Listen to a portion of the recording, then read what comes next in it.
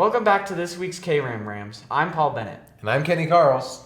In recent news, Brianna Tran, Celine Bono, Ahana Paul, and Maya Dietrich qualified for nationals in speech and debate, so congratulate them when you see them. Congrats goes to Colton Osborne, who took first place in the Colorado Bridge Building Contest last Saturday up in Denver. Sienna Ferreira took fourth place, and Fernando Ferreira took fifth place. Last Friday, the 15th annual Bald for Bucks came back in classic style. It was the first time back with an in-person assembly. Over 160 students from the community shaved their heads. Bald for Bucks has returned, and as always is a vital part of Rampart community and culture. I've been doing Bald for Bucks for the entire 15 years that we've had it.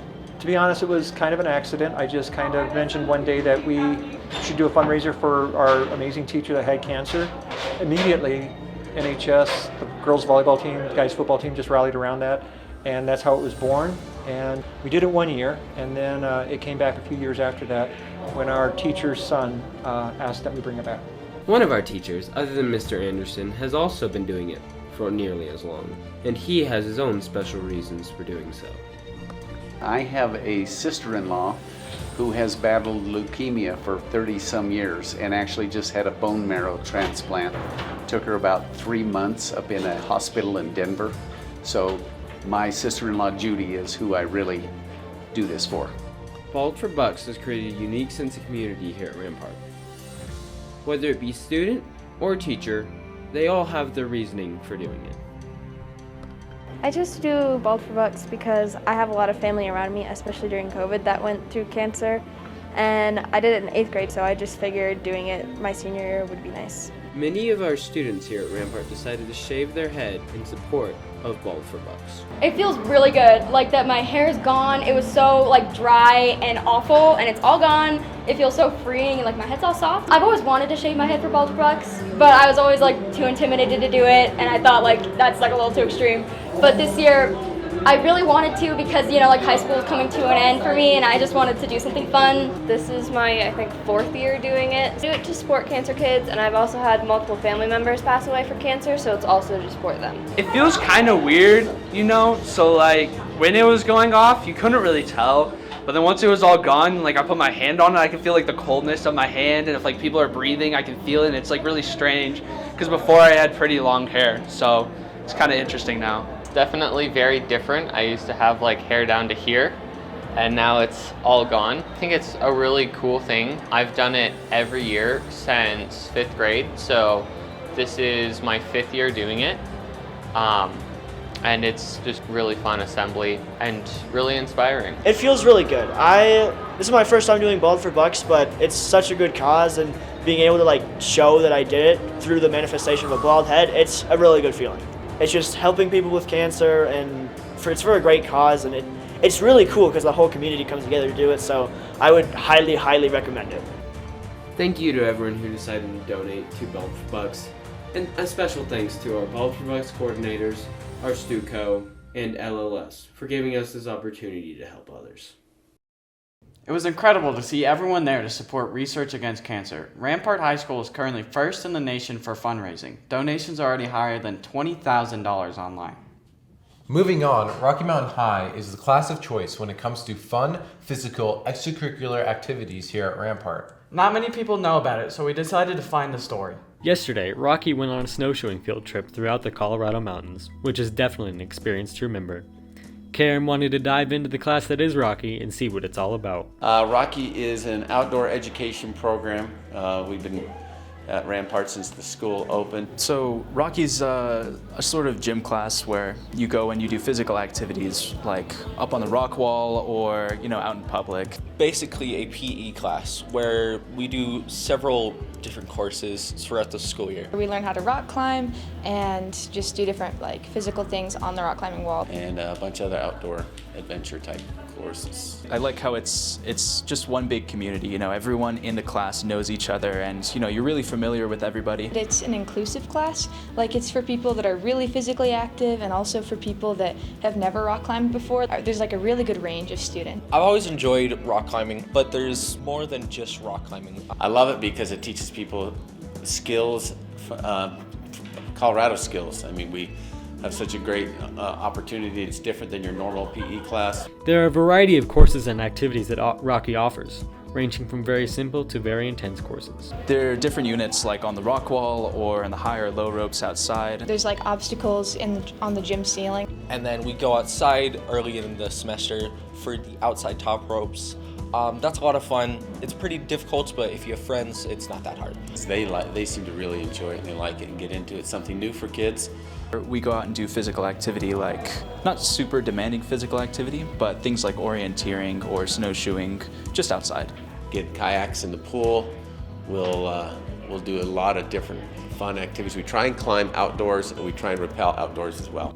Most everyone in Rocky believes that everyone at Rampart should take a swing at the class. Favorite course is definitely the high ropes course, just because it's really cool. I've never seen that at a different school before. I do like the climbing wall because kids get how they start and how they finish is way different. They come in, some of them never climbed before, some of them never learned how to belay, and by the end of the semester they're pretty good. They're really good belayers, pretty confident. Kind of basic. I love the rock wall, honestly.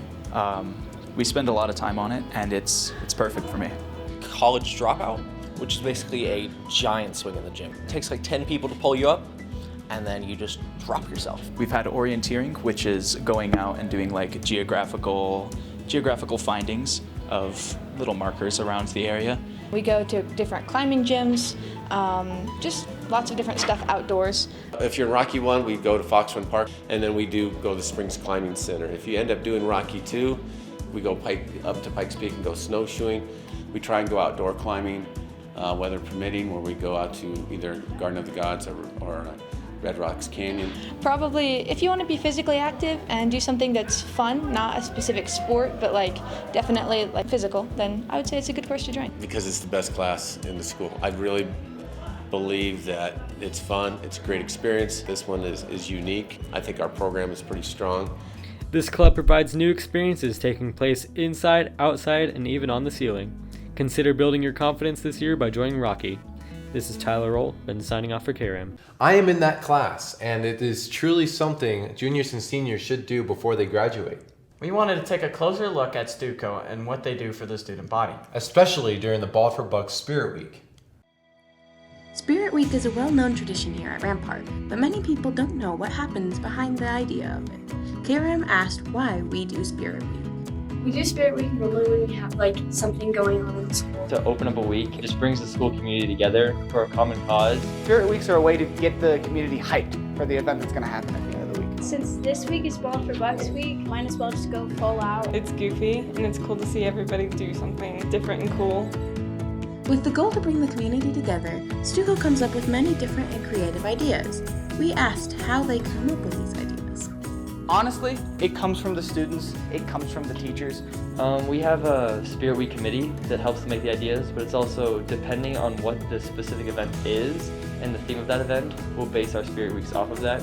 It is not just Stuco that has creativity. Many students here get creative with their outfits. Kram asked how these outfits were created. I just wing it every time. I have a lot of stuff over the years. I have a ridiculous amount of Rampart merch, and I just kind of throw it all together. I just look in my closet and I'm like, oh, okay, snatch. Or I use Pinterest. I look at like pictures on Pinterest or something that like to help come up with ideas. These creative ideas can be one of the best parts. We asked students what their favorite part about Spirit Week is. Everybody's goofy and it makes people laugh, and especially teachers. It's a way for everybody to kind of have fun with people you don't even know. My favorite thing about Spirit Week is like when people participate. Just the creativity that the students bring to the ideas is my favorite part. Spirit Week is lots of fun. Kram asked why they participate in Spirit Week. Just because it's fun, and then I get to take pictures with my friends. I love participating in Spirit Week. It's a fun way to just, like I said, be a part of that community and just mess around with your friends. I participate in Spirit Weeks because they're fun. They're really fun. Like, to be able to be with your community and just do an event together, it's always fun. I just really like dressing up not normal some days, and in a way matches my personality because it's pretty loud. Everyone can be a part of Spirit Week, and it's a fun way to be involved. This has been Anna Landis reporting for Kram. Thanks, Stuco, for your commitment to the Rampart student body. There are many new classes being offered next year that diversify our curriculum. This one's called Native American Literature, and it's for next year's juniors and seniors. Let's take a look. In the limited years of school, there are topics that are skipped over. Next year, Mr. Gore is starting a Native American literature class to try and fill some of the gaps. As someone from a minority group, I always wanted to, I wanted to connect with other minority groups and see how my struggles have compared to those. And so in grad school, I really gravitated toward Native American lit and queer lit. That just really put the fuel in me to want to teach classes like this and to expose these cultures that are underrepresented to as many students as possible. The class exposes students to Native American cultures through a variety of genres, nonfiction, fiction, and poetry. We're also going to read authors that feature trans characters, lesbian characters, gay characters, black characters, the full spectrum, so that way all identities are represented. The class is yet to start, but the students who have signed up each have their own reasons for doing so. I wanted to take this class because I thought it sounded really cool, like a cool concept, and it's new, so I was like, why not give it a try? I'm really interested in learning about the minorities of America, and I figured why not learn about our most hidden aspect of American history. I think for sure it is a really important topic. I think Native American literature and culture has kind of been paved over throughout history, so it's really cool to revisit it. I think that all minorities should be learned about in America, because the way we get rid of systemic racism and, really build America as a national identity is to learn about every aspect of America. They put the framework for life here, and without them, we wouldn't be here today. So I think it's important to understand where we came from and to understand the people who are being oppressed today, but again, are the grandfathers and grandmothers of our country. In addition to what is being planned, some students have expectations and hopes for the class. My expectations are to do a fair amount of reading. I'm looking forward to learning some more about Native American culture, and I'm really looking forward to some interesting writing projects. I'm hoping to learn a lot more about the culture and to become more versed in it, and I'm hoping to read some really good books and do some really cool things. We're going to go out on a few field trips and actually see some of the reservations that the Native Americans have lived on, and how, based off of those establishments, how we've seen culture emerge from them and how we've seen those cultures impact the English language as well as the books that we're reading. Native American literature is one of the many new classes starting next year. If you're interested in taking this course, please talk to your counselor. The thing with school is, of course, we want you to learn how to be a good academic, but I think with classes like this, it really pushes this idea behind schools that we want you to also be a good human being. If you are at all interested in this class, consider putting this on your schedule. Here's news you can't dodge. We took a look into the dodgeball tournament that happened last Saturday. The Washington dodgeball team won the event, but it was a hard-fought battle. Last Saturday, there was a dodgeball tournament in the gym for a Ball for Bucks fundraiser. We asked the finalists what their strategy was. So our strategy was just to get the biggest throwers out, get the biggest dudes out first, and then go for the smaller guys. We try to just keep the ball low so that way we can get the dudes out first. Look the way you want to play. We look great, we played great. My team did pretty good at throwing and communicating to target one person. Be aggressive, and throw, and dodge. We asked what they were thinking when they made it to the finals. We really just play hard. I mean, we were a little nervous. I mean, these are the champions from the last few years, but we know we can take them. So we had to play hard. They were really good.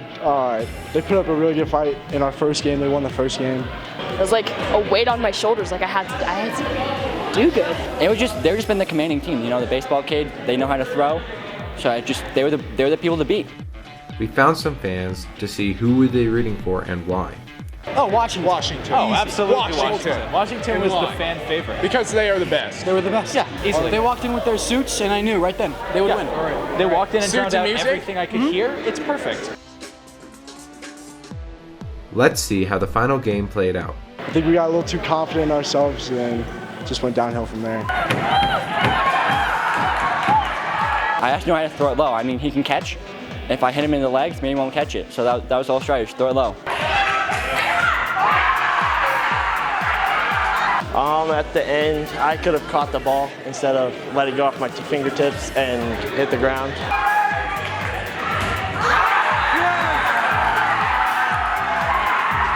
was the best feeling in the world, just to know that I could bring it home for everyone, for Washington. Here's some words from the contestants to see why you should sign up for next year.